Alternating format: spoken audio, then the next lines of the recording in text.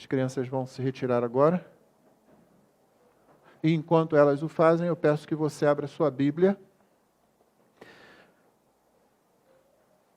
Segunda carta de Paulo aos Tessalonicenses, capítulo 2, versos 13 a 17. Segunda aos Tessalonicenses, capítulo 2, 13 ao 17.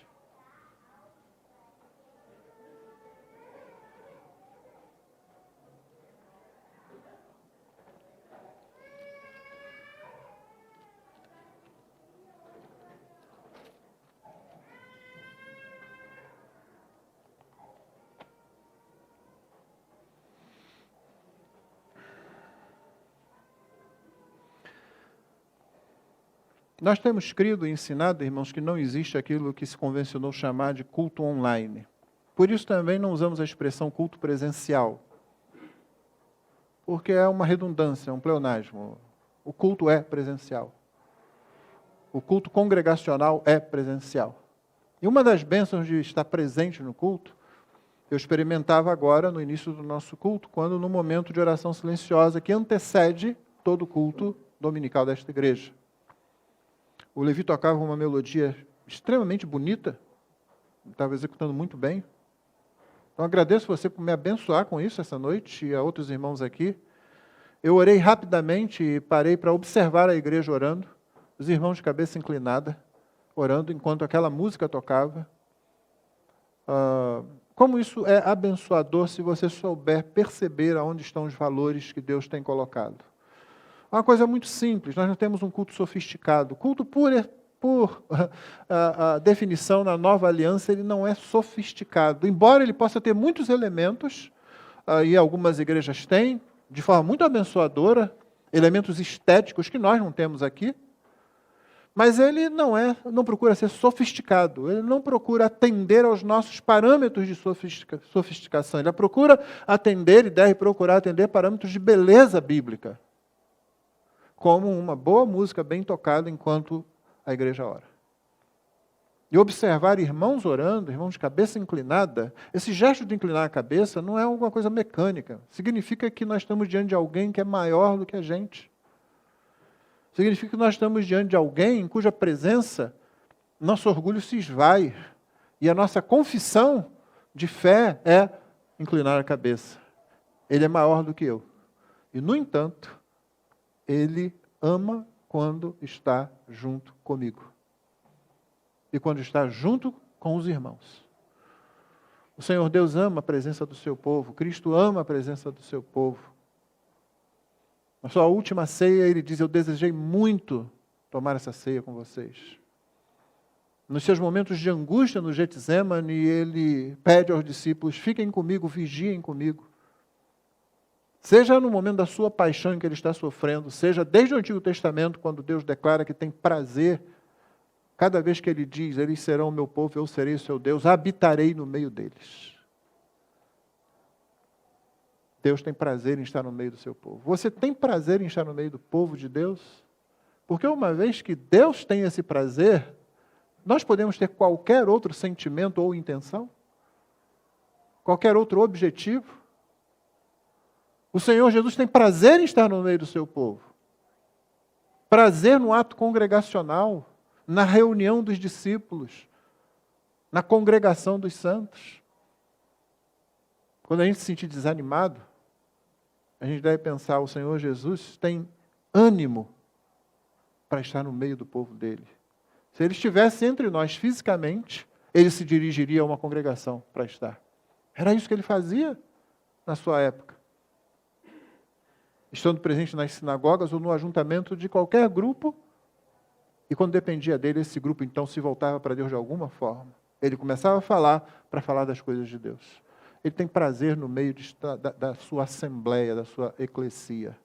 E é uma bênção quando você sabe identificar isso. Então eu sou abençoado, como fui abençoado há pouco, com aquele momento simples de silêncio em que a igreja está em oração. Você deve se nutrir desse ambiente também, porque esse ambiente aqui não é produzido pela sabedoria humana, ele é produzido pela graça, ele é produzido pela a atuação do Espírito Santo quando aplicou as verdades do Evangelho à nossa vida e continua fazendo isso até que se cumpram todos os seus propósitos. Por isso eu louvo a Deus por isso. Louvo a Deus quando eu posso me sentar e outras pessoas me abençoam quando elas fazem as suas partes. Como tem sido abençoado as diversas partes que têm, dos que têm conduzido o culto e também pela congregação, quando vejo a congregação atenta à música que vai se cantar. E até quando a projeção não é aquela que deveria ser, logo todo mundo percebe, a direção percebe, muda se a gente canta. Porque o nosso negócio é cantar para o louvor de Deus. É isso que a gente quer. Você deve louvar a Deus por isso. São coisas que, se a gente não mencionar, talvez passe de percebida.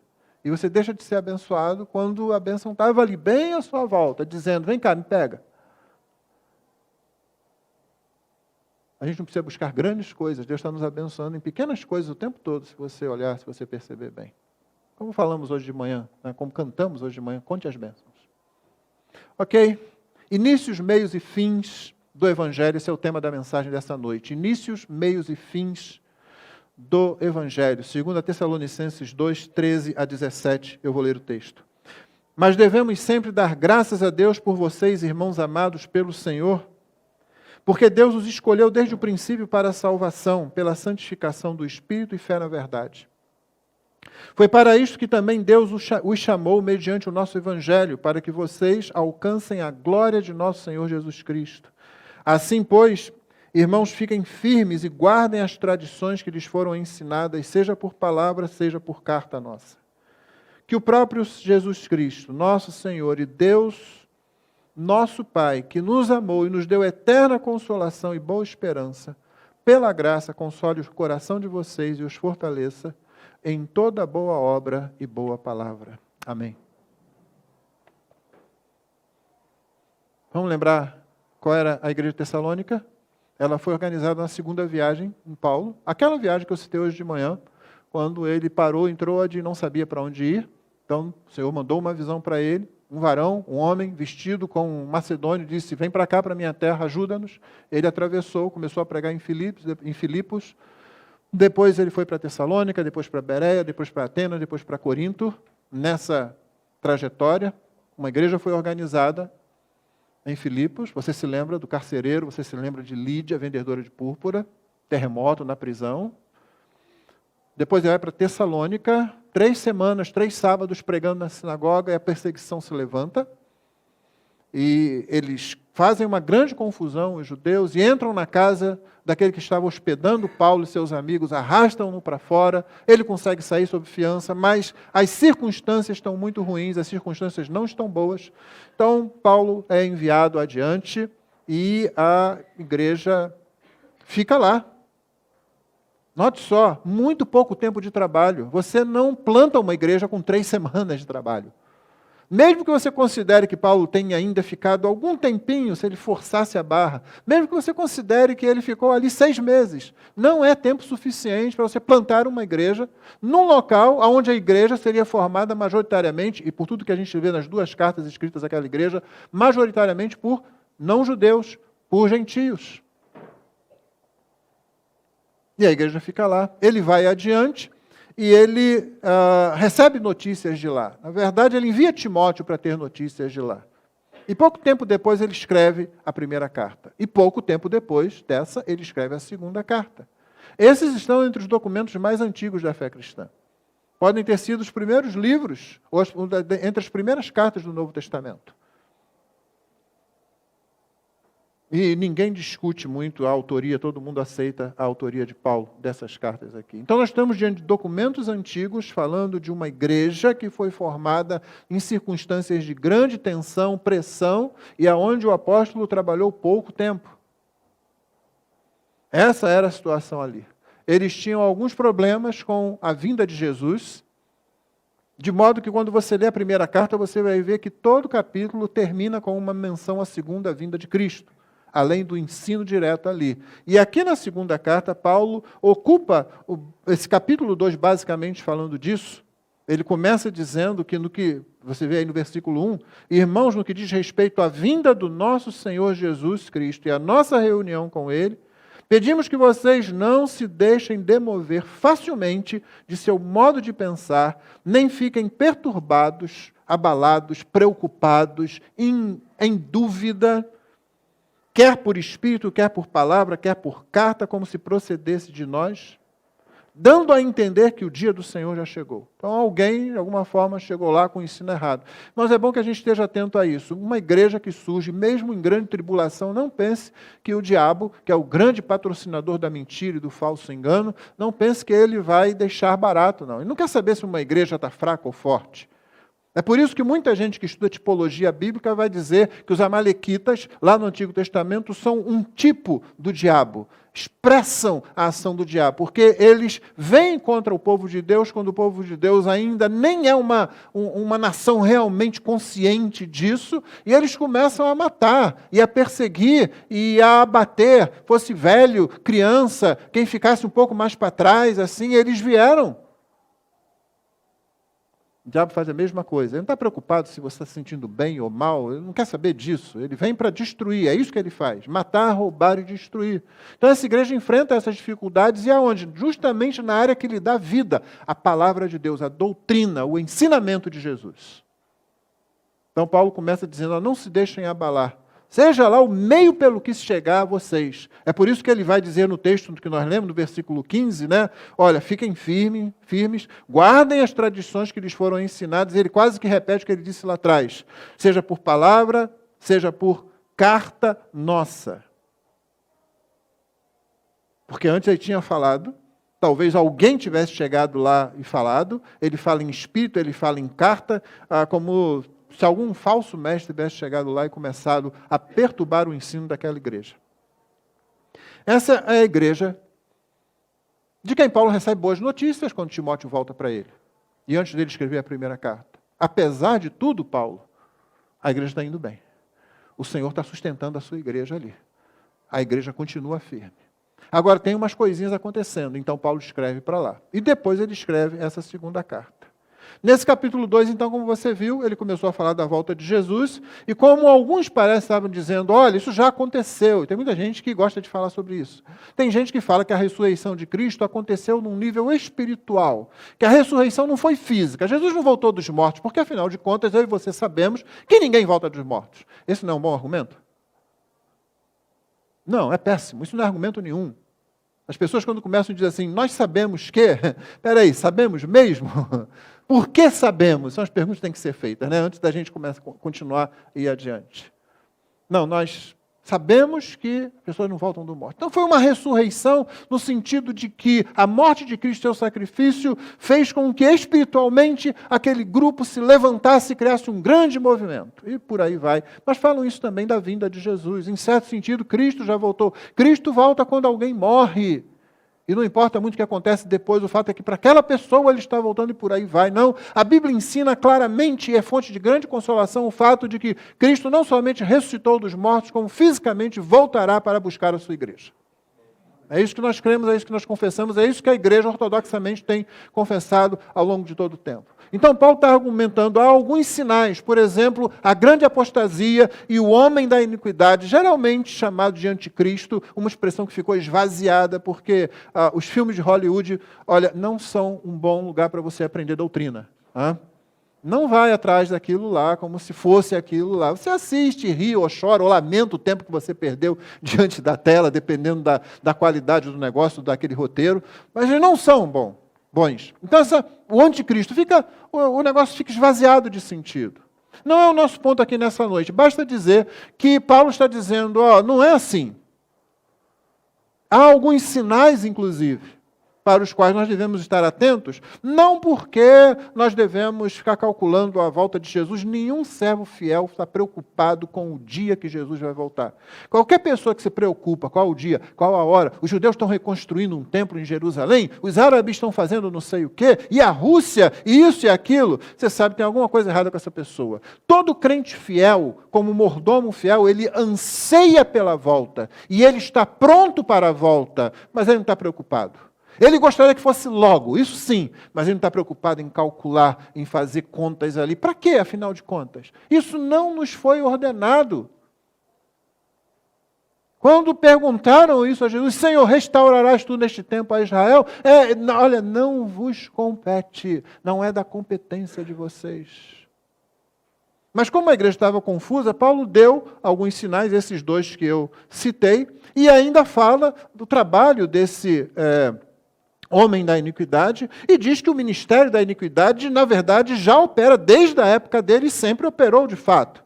E o que nos interessa aqui é que ele fala de um grupo de pessoas que dá ouvidos à mentira. Eu me lembro de G.K. Chesterton escrevendo o seguinte: quando você abandona o Deus revelado nas Escrituras, não significa que você não crê mais em divindade ou não crê mais no mundo espiritual. Significa que você está pronto para acreditar em qualquer coisa que for apresentada para você. Seja ela de aspecto ateísta, seja ela de aspecto místico, quando você deixa de ancorar a sua fé, o seu conhecimento, o seu raciocínio na palavra de Deus, você está com a porta aberta para o que vier. E as pessoas dão crédito à mentira com muito maior facilidade do que dão crédito à verdade. Paulo apresenta esse grupo. Feito isso, ele começa o versículo 13 dizendo: mas devemos sempre dar graças a Deus por vocês, irmãos amados pelo Senhor. É nesse contexto que ele está falando. Porém, apesar de tudo isso aí, nós, por outro lado, damos graças por vocês.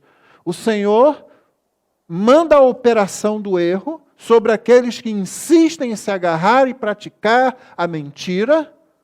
Porém, o Senhor, na sua misericórdia, libertou alguns desses, dentre eles nós, a igreja. Que não nos libertamos dali por nós mesmos. Que nunca chegaríamos a essa conclusão daquilo que o Evangelho ensina. Que deixados a nós mesmos, estaríamos fazendo coro com os outros da mesma forma. Ele é que veio, e como diz o profeta, com laços de amor nos buscou. Nos enredou com o seu próprio amor e nos trouxe para si. Mas o que nos interessa hoje aqui, como eu disse, é aquilo que dentro desse texto Paulo expõe quando ele está fazendo essa colocação, esse contraste entre aqueles que permanecem no erro e aqueles que foram salvos pela graça de Jesus. E vamos falar sobre inícios, sobre meios e sobre os fins do Evangelho. Inícios. Vamos falar sobre o início, então. Os inícios. Por que no plural? Porque há inícios tanto no que toca à eternidade passada, coisas que foram feitas lá na eternidade, como aquilo que toca à nossa vida individual, no início da sua vida cristã. Então, por exemplo, versículo 13, a expressão escolheu desde o princípio. Mas devemos sempre dar graças a Deus por vocês, irmãos amados pelo Senhor, porque Deus os escolheu desde o princípio. Está lá no passado, está lá na eternidade. Irmãos, a predestinação é uma palavra amedrontadora. Mas toda vez que alguém chegar para você e perguntar assim, você crê na predestinação? A sua resposta não pode ser outra. Tem que ser a seguinte: como qualquer cristão, sim. Todo crente crê na predestinação. Porque está na Bíblia. A própria palavra está na Bíblia. O verbo está na Bíblia. Não tem como você fugir disso. Você pode querer argumentar o modo como uns creem e outros. Mas você não pode dizer, não, crente não acredita nesse negócio. Porque será o mesmo que dizer crente não acredita no perdão dos pecados.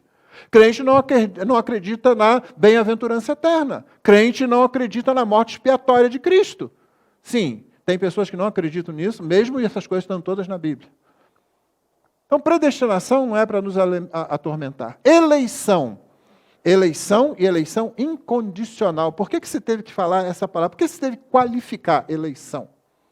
E dizer incondicional. Essa é outra palavrinha que nos assusta, mas também está na Bíblia. A palavra eleição está na Bíblia, a palavra eleito está na Bíblia, a palavra escolher está na Bíblia. Escolher como ato soberano de Deus. Todo cristão crê nisso. Dependendo do cristão, ele crê de um jeito ou crê de outro. Mas nenhum cristão sério pode dizer, eu não creio nessas coisas.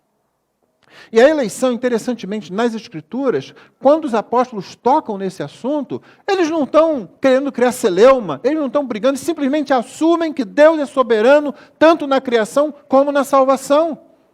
E a gente pode brigar para lá, pode lutar para cá. Paulo chega a citar Isaías na sua argumentação e pergunta assim, peraí, a coisa criada vai levantar-se para o seu Criador e dizer, por que você me fez assim? Paulo disse, é absurdo. Quem nós pensamos que somos? E é difícil, então, para muita gente se render a isso. Aí nós temos que qualificar. É eleição incondicional. Porque alguém inventou uma eleição que não é eleição. É uma eleição assim, Deus olha para a pessoa, ela vai aceitar Jesus. Já estou usando aquela expressão rasteira que tem muito pouco significado, né? E nem é bíblica. Ela vai aceitar Jesus. Né? Então, como ela vai aceitar Jesus, ela vai crer, então eu vou escolher ela agora. Olha, o que foi primeiro que aconteceu? O que aconteceu primeiro realmente foi que Deus viu o que essa pessoa ia fazer. Deus é presciente, não é? Ele viu, e porque ele viu, então agora ele escolhe aquela pessoa.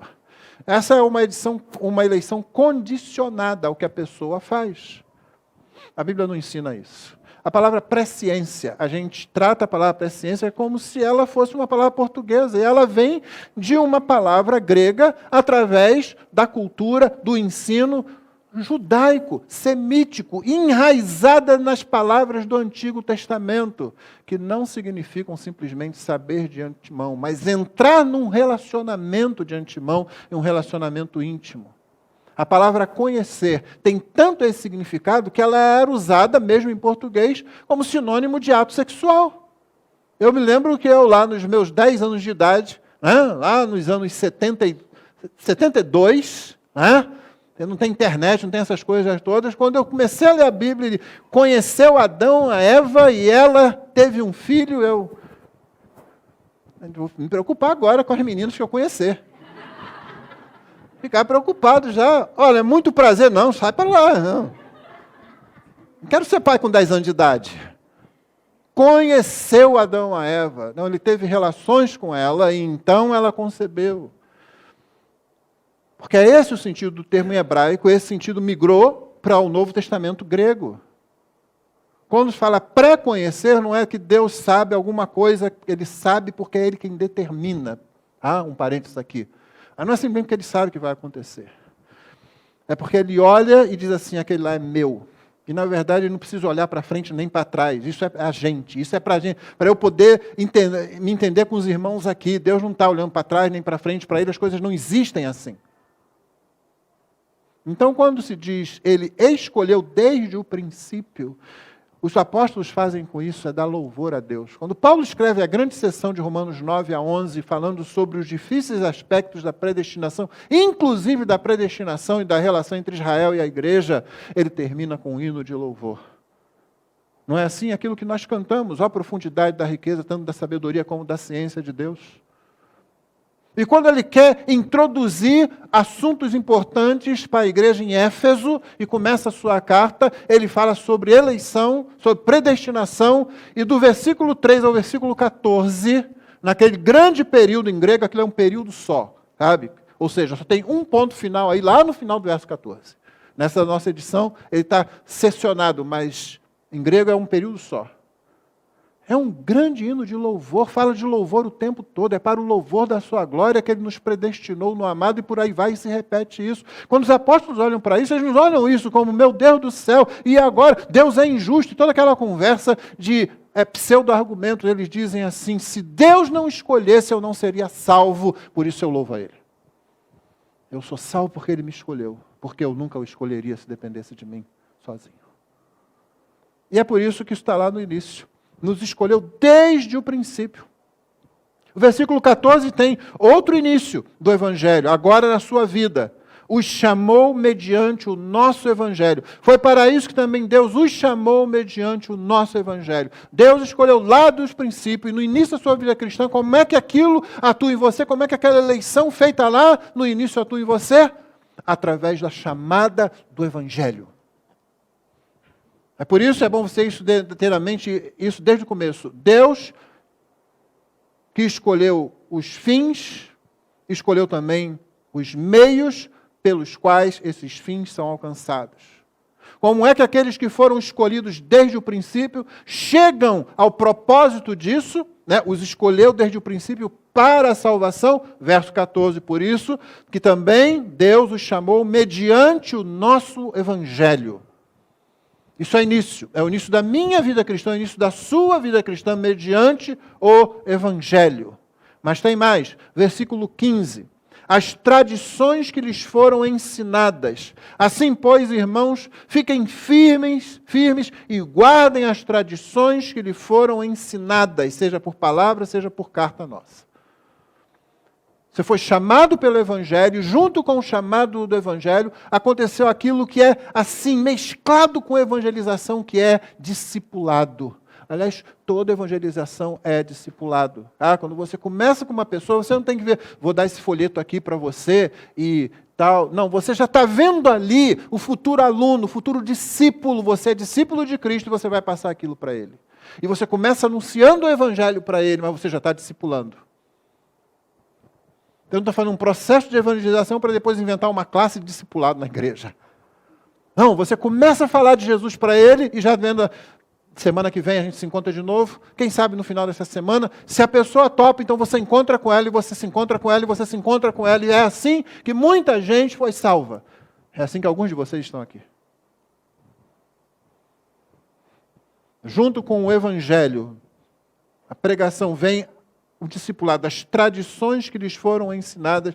A palavra tradições aqui significa o ensino do Evangelho que os apóstolos foram passando para a igreja de Tessalônica, que eles receberam e continuaram ensinando, recebendo e continuaram sendo ensinados naquilo, se nutrindo daquilo. Essa é uma das razões, irmãos, porque na primeira pregação da igreja, quando Pedro se levanta e expõe um texto do livro de Joel, quando o Espírito Santo desceu no Pentecostes, lá em Jerusalém, a partir daquele momento, aquele povo foi ficando, e foi ficando, e foi ficando. E foi ficando de forma tão intensa que só mesmo o martírio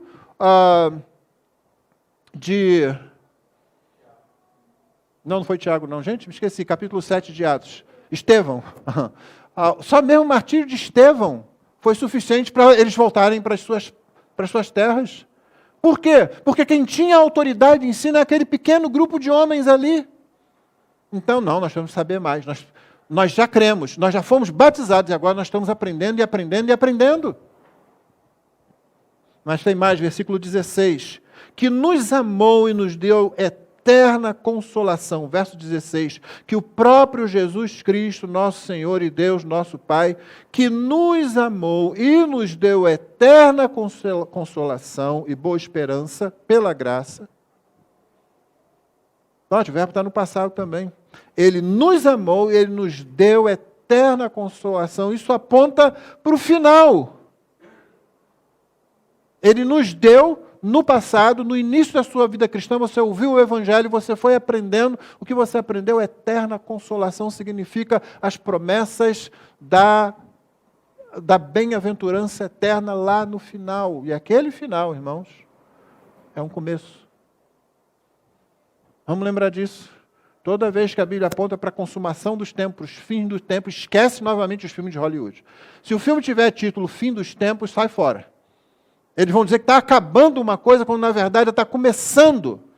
Está acabando aquela fase da administração da história por parte de Deus, está começando a parte boa. No dizer de C.S. Lewis, no último livro das Crônicas de Nárnia, A Última Batalha, Aslan, o grande leão, chega e logo lá no finalzinho, é spoiler sim, tá mesmo. Se você não leu as Crônicas de Nárnia também, até hoje, com tudo que a gente fala aqui, então você merece ser castigado com spoiler. O grande leão chega e diz, olha, chegou o verão, acabou o período de aula, as férias começaram. Lewis usa essa figura porque está escrevendo principalmente para um público bem jovem, que entendia bem o que era isso. Eu me lembro quando eu li isso pela primeira vez, eu não era tão jovem assim, não, mas eu tinha vivido aquela época do verão chegando, naquela boa época em que a gente tinha 3 meses de férias. Eu nunca fiquei em recuperação, nunca, porque eu não queria diminuir esse período. Era dezembro, janeiro, fevereiro, inteirinhos. Em março a gente começava. Em dezembro eu já queria estar de férias. Viu como eu fiquei burro? Pois é, eu tinha um mês de férias no meio do ano, mas 3 meses no final do ano, 4 meses em 12, não aprendi muita coisa, né? Hoje você tem que começar a estudar quase quando sai do ventre. Não sei se está ajudando muito, não. Mas esse aqui é outro assunto. Ele nos amou e nos deu eterna consolação. As férias então vão começar. Isso aponta para o final. Você tem eterna consolação, é aquele desejo. Você quer que chegue lá. Consolação, irmão, não é uma palavra secundária, não é uma palavra de pouco significado. Consolação significa que você tem consciência do que é essa realidade e de que você vive as tribulações de um mundo que está com a atuação da queda e da redenção, até que todos os efeitos da queda sejam retirados e finalmente, somente a redenção prevaleça. Férias de verão. E não são só de 3 meses.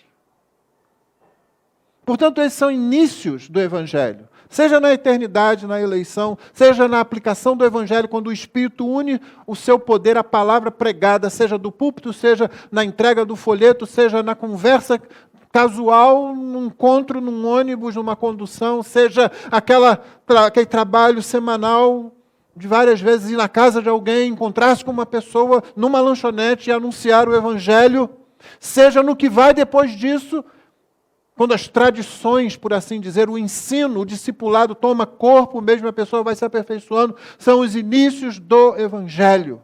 Paulo está lembrando isso a eles. Vocês não estão naquela posição daquelas pessoas que foram deixadas, entregues à sua própria sorte.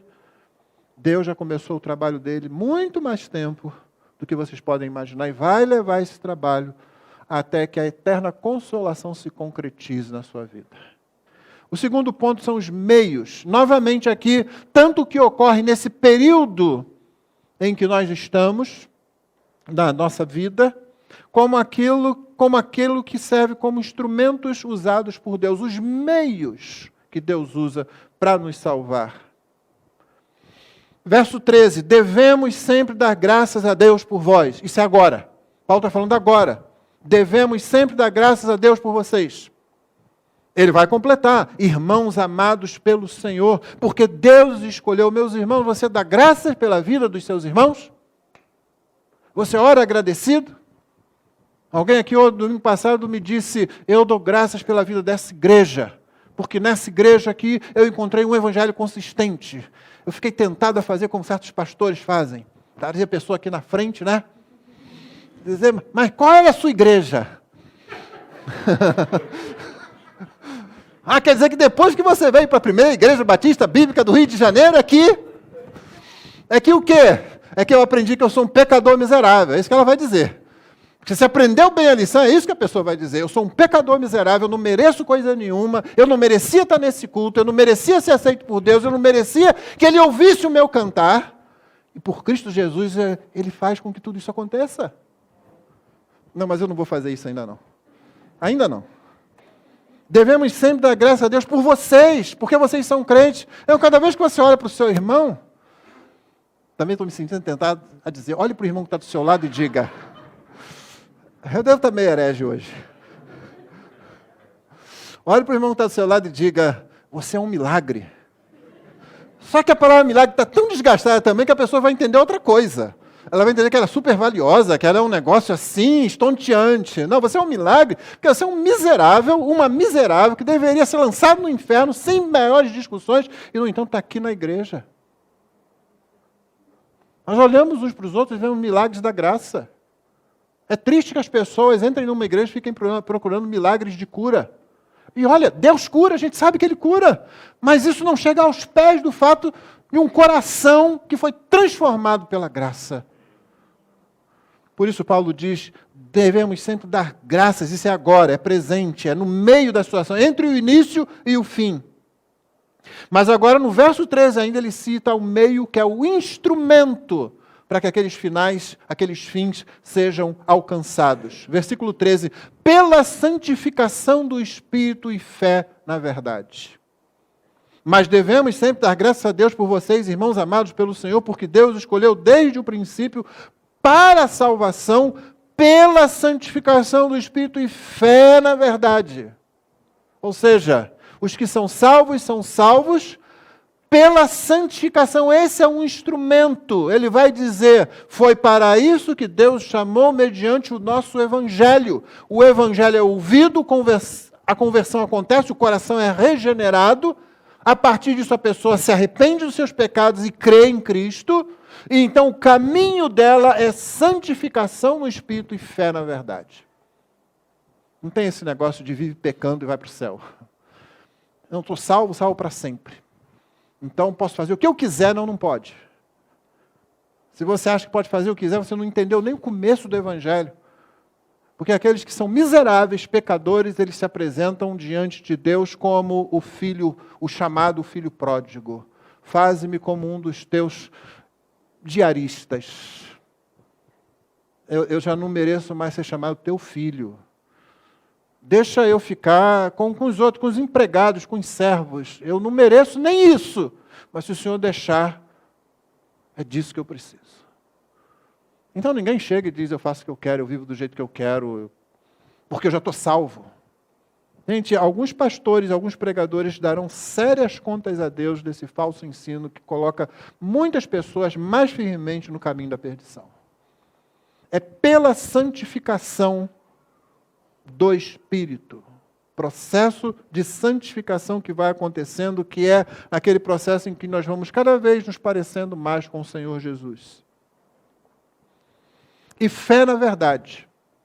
Os crentes são aqueles que continuam crendo na verdade. E se você perguntar qual é a verdade, fizer aquela pergunta que Pilatos fez, o que é a verdade, a resposta foi dada pelo Senhor Jesus na sua oração sacerdotal em João 17. A tua palavra é a verdade. O crente se fixa na verdade, é na palavra de Deus. Ele não vai pelos seus sentimentos, ele não vai pelos que as coisas à sua volta dizem, ele não vai pelo que as ciências que os homens desenvolvem, dizem. Muita coisa boa nela. A graça comum age nessas ciências, no conhecimento humano, mas isso é a mescla de queda com redenção. E só aquele que crê na verdade é que vai desenvolver discernimento para ver aonde uma e outra se apresenta. É por isso que, em relação à cultura, o nosso ensino aqui qual é? Nós não aceitamos tudo a priori, nós não condenamos tudo a priori, nós desafiamos tudo. Nós nem dizemos tudo está bom, tudo é expressão da graça de Deus, e nem dizemos nada presta, tudo isso é pecaminoso. Nós desafiamos. Nós queremos ver cada situação para ver aonde há a manifestação da queda, aonde há a manifestação da redenção. Nós temos fé na verdade. A palavra de Deus é que importa para a gente. Porque a santificação do Espírito e fé na verdade são instrumentos, os instrumentos pelos quais aqueles que foram salvos permanecem salvos. E eles passam a amar tanto uma coisa como a outra. Eles querem ser santos, eles querem continuar crendo na palavra de Deus. Paulo deixou claro que é mediante o nosso Evangelho, versículo 14, você já leu isso comigo. Foi para isso que também Deus os chamou mediante o nosso Evangelho. Essa chamada para que comece essa vida pela santificação do Espírito e fé na verdade. O que inicia ela é o Evangelho. Os chamou mediante o nosso Evangelho. É o instrumento que Deus usa, é o Evangelho. A Bíblia não apresenta qualquer outro caminho para a salvação, senão a pregação do Evangelho. Nós somos salvos, somos justificados pela fé somente, não é? Romanos 5:1. Como é que a Bíblia ensina a respeito da fé? Que a fé vem pelo ouvir, ouvir a palavra de Deus. Por isso é que Paulo, citando novamente Isaías, porque esse texto vem de lá, ele diz, quão maravilhosos, quão bonitos, quão belos são os pés dos que anunciam coisas boas, ou boas novas. Para a Sião, para Jerusalém do Antigo Testamento, significava o teu Redentor virá. Deus ainda não acabou com você. Deus não resolveu te abandonar. Deus vai te trazer do cativeiro e através de você o Redentor virá a Sião. Para nós, as boas novas do Evangelho é o Redentor veio. O Redentor já veio. E todo aquele que coloca sua confiança nele é salvo. São as boas novas do Evangelho. Deus chama pecadores ao arrependimento. Deus quer salvar pecadores. Ele nos criou para si. Ele nos criou para refletir a sua glória. Nós demos as costas para Ele. Nós simplesmente nos rebelamos contra Ele nos nossos primeiros pais e continuamos fazendo essa afirmação ao longo da nossa vida. Até que Deus providenciou redenção em Cristo Jesus, que veio para nos salvar. E, finalmente, todos têm que tomar um posicionamento diante do Senhor. Ninguém vai ficar neutro com relação a isso. É mediante o Evangelho. Não caia nessa balela do pessoal que diz é mais importante viver do que falar. Se tem alguém cuja vida atrapalha o testemunho, que essa pessoa se arrependa e vá se consertar. Mas não dá para você criar teologia em cima disso. A gente cria teologia em cima da Escritura. Porque senão a teologia até dá para criar, só que vai ser muito ruim. Nós falamos e nós vivemos. Nós vivemos e nós falamos às pessoas do Evangelho. Finalmente, ainda agora, meios como sendo aquilo que acontece nesse período entre os inícios lá na eternidade e a consumação final, versículo 15, fiquem firmes e guardem. O verso 15 diz, assim, pois, irmãos, fiquem firmes e guardem as tradições que lhes foram ensinadas, seja por palavra, seja por carta.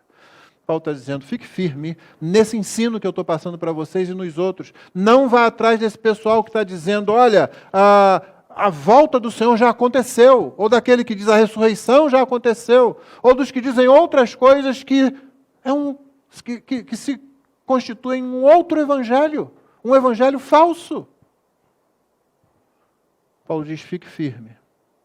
Mesmo vai ter muita gente querendo te mostrar outro caminho, fique firme. Se você não leu O Peregrino, essa é outra leitura obrigatória. Porque naquela alegoria que John Bunyan escreveu da vida cristã, uma das coisas que aparece em maior número são os obstáculos ou as tentativas de desviar cristão, que é o personagem central, do seu caminho para a cidade eterna. Muitas propostas. Olha, tem um atalho aqui. Olha, você não precisa fazer desse jeito. Olha, aqui tem mais divertido, você vai aproveitar mais. Tem muitos atalhos.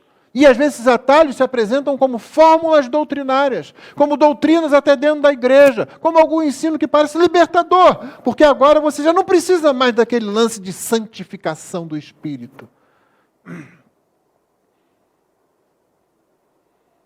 Paulo diz, fiquem firmes e guardem as tradições que lhes foram ensinadas. A igreja é guardiã do Evangelho. Ela é guardiã da mensagem. Note, eu falei a igreja, eu não falei o pastor. Certamente, presbíteros têm a sua função especial com relação ao ensino e à condução, à liderança da igreja. Mas cada um dos irmãos, enquanto parte da congregação, cada um é responsável pela doutrina, pelo ensino. Quando Paulo se reuniu no que ele pensava ser a última vez que ele estaria com os líderes da igreja de Éfeso, ele estava na praia, perto de Mileto, mandou chamar os anciãos, que foram até lá, ele não podia ir até Éfeso, eles chegaram para ele ali. Eu me lembro de alguém que pregou sobre isso e perguntou assim, o que é que você diria para alguém se você achasse que aquela seria a sua última oportunidade com aquela pessoa? Então Paulo tinha ali a liderança da igreja de Éfeso e ele pensava, essa é a última chance que eu vou ter de falar com eles. O que é que ele disse? Ele disse, olha, do meio de vocês surgirão lobos, atacando vocês surgirão inimigos também. Eu encomendo vocês ao Senhor e à palavra da sua graça. Qual foi a última coisa que ele disse? Ele disse, firmem-se nas tradições recebidas. Guardem as tradições recebidas. Porque após a minha saída virão lobos vorazes, mas do meio de vocês surgirão falsos mestres. É um equívoco você pensar que o falso mestre sempre vem de fora, irmãos. Ele surge dentro. É por isso que ele é chamado de falso mestre. Ele não é o falso visitante. É o falso mestre, porque ele está dentro da igreja. Guardem, fiquem firmes e guardem as tradições que lhes foram ensinadas. Finalmente, os fins, que são tanto imediatos quanto futuros. Você vê essa característica tanto nos inícios como nos meios também. Por exemplo, versículo 13, para a salvação. Mas devemos sempre dar graça a Deus por vocês, irmãos amados pelo Senhor, porque Deus os escolheu desde o princípio para a salvação. E é importante notar aqui o seguinte: Deus não escolheu para uma tentativa de salvação. Deus não escolheu para vamos ver se funciona com essa pessoa. Deus escolheu para a salvação. A construção grega aqui é o seguinte: essa causa esse fim. Tá bom, eu posso colocar isso melhor. Essa causa produz esse fim. Ela vai produzi-lo. É como quando o anjo chega para José e diz o seguinte: o seu nome, o nome do seu filho, será Jesus, que significa Yahvé salva, ou Deus é salvador. Porque ele, diz o anjo dando a razão, o nome dele vai ser esse, porque ele salvará. Não diz ele vai tentar salvar, ele vai se esforçar para salvar, ele vai perguntar se as pessoas querem. Ele salvará o seu povo dos pecados deles. Vocês foram escolhidos para a salvação. É isso que nos aguarda lá. Você não foi escolhido para ter saúde o tempo todo. Dê graças a Deus se Deus te der isso. Às vezes Ele faz. Você não foi escolhido para não ter problemas. Você foi escolhido para a salvação. E quando os discípulos voltaram lá dizendo: Senhor, os demônios se nos submetem. Jesus disse: não é esse o motivo para vocês louvar, não. Não é esse o motivo para vocês estarem alegres, não. Vocês têm que se alegrar, é porque os nomes de vocês estão escritos nos céus. Não é incrível como a gente coloca a salvação sempre abaixo? Tem sempre alguma coisa mais importante? A cura é mais importante. Estar bem relacionado é o importante. Os demônios submetidos são mais importantes. Jesus pega e diz: está errado, coloca isso cá em cima. Alegrem-se, porque o nome de vocês está escrito nos céus. Ele não disse vai ser escrito nos céus, ele disse está escrito nos céus. E até onde me consta, em tudo que a gente lê na Bíblia, Deus não tem borracha. Deus não apaga nada. Lembra de hoje de manhã? Deus não tem plano B, porque o plano dele sempre funciona. Fomos escolhidos para a salvação. Para isso, do verso 14, é outra expressão que se relaciona aos fins. Verso 14, foi para isso que também Deus os chamou mediante o nosso Evangelho, para que vocês alcancem a glória do nosso Senhor Jesus Cristo. Agora, para isso, se refere ao que ele falou antes, a salvação pela santificação no Espírito e fé na verdade, ou o que ele fala depois, para vocês alcançarem a glória do nosso Senhor Jesus Cristo. Geralmente, quando acontece isso na Bíblia, essa expressão se refere às duas coisas, ainda que no contexto ela se incline mais para uma delas. Paulo parece estar fazendo referência tanto ao que ele acabou de falar: Deus escolheu vocês desde o princípio para a salvação, pela santificação do Espírito e fé na verdade, como também para o que vem depois, para que vocês alcancem a glória de nosso Senhor Jesus Cristo. E eu penso que aqui nesse texto ela se inclina mais para o que vem na frente, embora considere o que ele falou anteriormente. Então é tanto que é imediato como que é futuro. Isso nos leva então adiante, para que vocês alcancem a glória do nosso Senhor Jesus Cristo. Isso é futuro. Não, você já vive isso em certa medida aqui. Nós já experimentamos a glória do Senhor em certa medida aqui. Mas ainda temos a presença do pecado com todas as deficiências. Por isso o nosso culto é sempre imperfeito. E é recebido por Deus, porque do lado de Deus ele é perfeito. E por que ele é do lado de Deus ele é perfeito? Porque Deus o recebe fundamentado no revestimento da justiça de Cristo. É isso que faz com que o nosso culto seja aceito pelo Senhor. Deus olha e esse culto é revestido da justiça de Cristo, porque nós fomos revestidos pela justiça de Cristo, e isso é aceitável ao Senhor. Do nosso lado é imperfeito, do nosso lado há falhas que acontecem, do nosso lado nós nos distraímos, do nosso lado nós nos cansamos, chegamos aqui com dor na coluna. De vez em quando tem um irmão ou outro que vai ficar em pé lá atrás. Irmão, nós não temos aquele lugar de oração especial durante o culto que algumas igrejas têm, onde ficam os intercessores. Não, o pessoal está com dor de coluna mesmo. Precisa ficar em pé. Entendeu?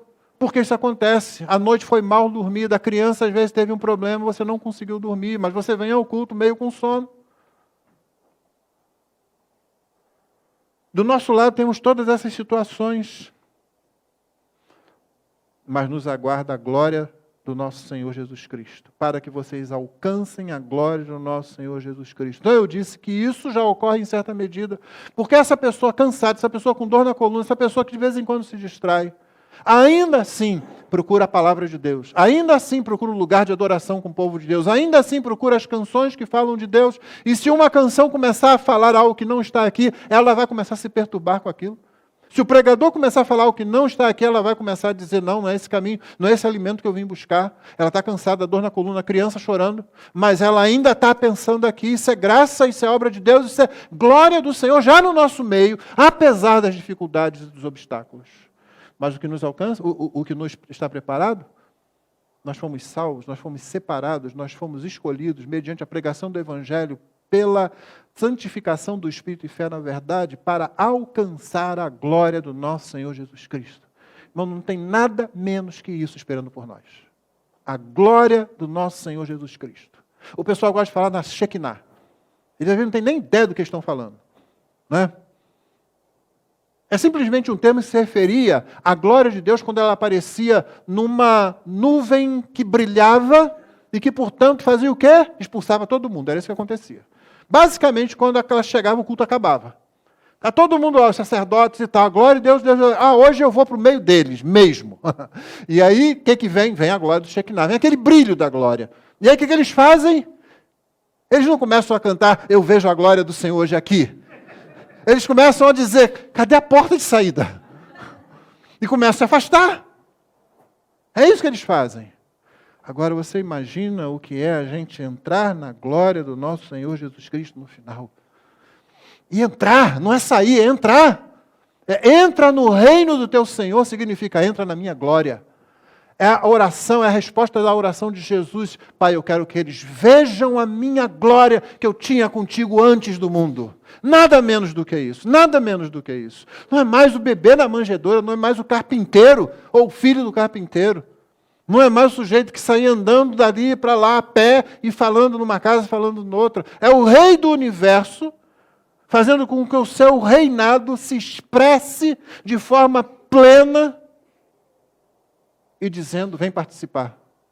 Entra, vem comigo. Participa da minha glória agora. É por isso, irmão, que não adianta a gente ficar falando daqui, eu sou rei, eu sou rainha. Cuidado que senão a coroa cai, essas coisas assim. Essa coroa não cai nunca. Ela não pode ser tirada porque ela não é produzida pela gente. Se fosse produzida pela gente, então sim, segura, porque vai cair em algum momento, alguém vai roubar de você. A coroa que é reservada para nós não cai. Paulo diz assim, eu sei que agora a coroa de glória me está reservada. Não é um assunto assim, pode ser, pode não ser, alguém pode roubar. Não, ela está reservada. Nós fomos escolhidos, separados, alcançados pelo Evangelho, santificação do Espírito, fé na verdade, para que alcancemos a glória do nosso Senhor Jesus Cristo. Finalmente, verso 17, que funciona aqui, é fim, mas que funciona imediatamente. Console o coração e os fortaleça em toda boa obra e palavra. Para ter a ideia correta da frase toda, ela começa no verso 16, então eu vou ler. Que o próprio Jesus Cristo, nosso Senhor, e Deus, o nosso Pai, que nos amou e nos deu eterna consolação e boa esperança, pela graça, console o coração de vocês, isso é um, e os fortaleça em toda boa obra e palavra, isso é 2. Isso é oração. Paulo está fazendo uma oração no final desse texto. Que o próprio Jesus Cristo, que é o nosso Senhor, e Deus, o nosso Pai, essas são as designações dadas para a primeira e a segunda pessoa da Trindade, no Novo Testamento em geral, que nos amou e nos deu eterna consolação e boa esperança pela graça console o coração de vocês e os fortaleça em toda boa obra e palavra. Consolação, já citei o que é. É aquela percepção da realidade, de que nós estamos debaixo de uma realidade onde queda e redenção influenciam, estão presentes, e nós queremos as coisas da redenção combater as coisas da queda. Precisamos de discernimento, por isso temos fé na verdade. Então nós somos consolados pelo Senhor.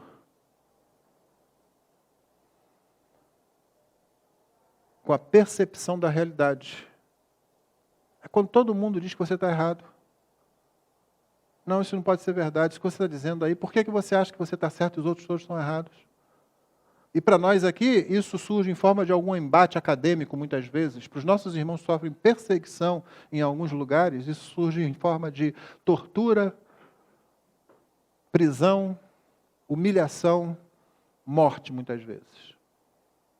Desista disso, desista disso, desista disso. E eles dizem não, fé na verdade.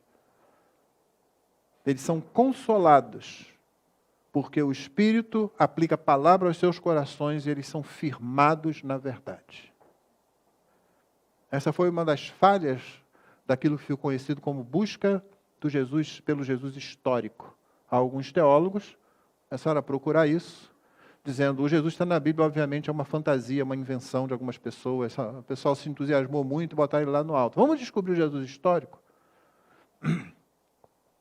E aí, quando eles finalmente descobrem Jesus histórico, a figura que sobra, quando eles tiram tudo, e dizem, é isso aqui, eu estou resumindo para os irmãos uma história longa, é isso aqui, eles olham, esse cara nunca criaria, não seria possível que essa figura criasse todo esse movimento aí. Não é possível que se foi isso aqui, que se o resto foi fantasia colocado sobre ele, não é possível que essa figura, pessoas queiram morrer por ela, viver por ela, se sacrificar por ela, ter perdas por ela. Não dá.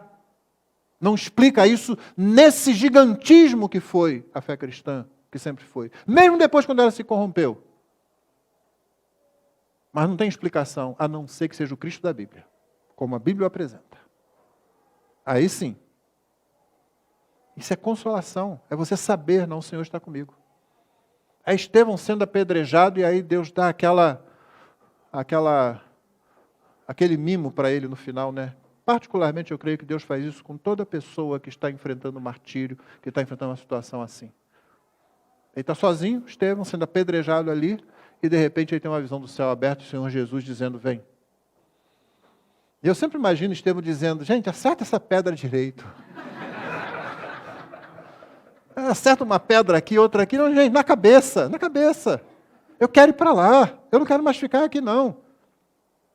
E a última coisa que eu vou dizer aqui é o seguinte, Senhor, não imputa esses pecados a Ele. É isso que o crente pensa. Ele tem algo maior, ele tem a glória que vem. Ele é consolado. Consolação não é uma palavra esquisita de prêmio de consolação, né? A gente conhece por essa expressão. Abandona isso. Não, ele é consolado, porque ele está vendo a realidade. Ele está vendo assim, eles não sabem o que fazem. Eu sei, eles não sabem. E os fortaleça em toda boa obra e palavra. A oração de Paulo termina assim. Que o Senhor Jesus, que Deus nosso Pai, Ele os fortaleça vocês em toda boa obra e boa palavra. Está vendo? Paulo também concorda comigo.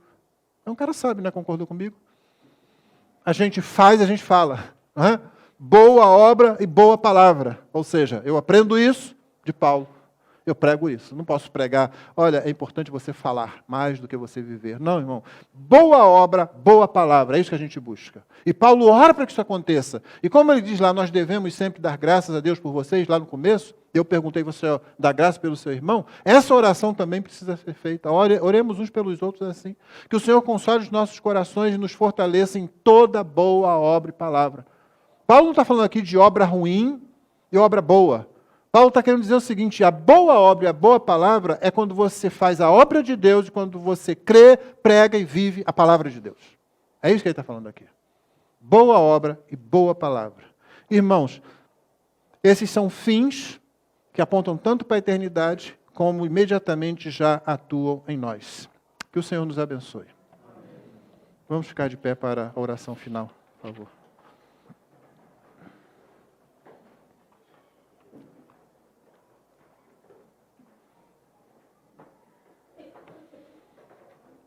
Nós vamos orar, encerrando esse momento. Depois vamos cantar uma canção. A transmissão será encerrada e nós teremos o nosso período de oração.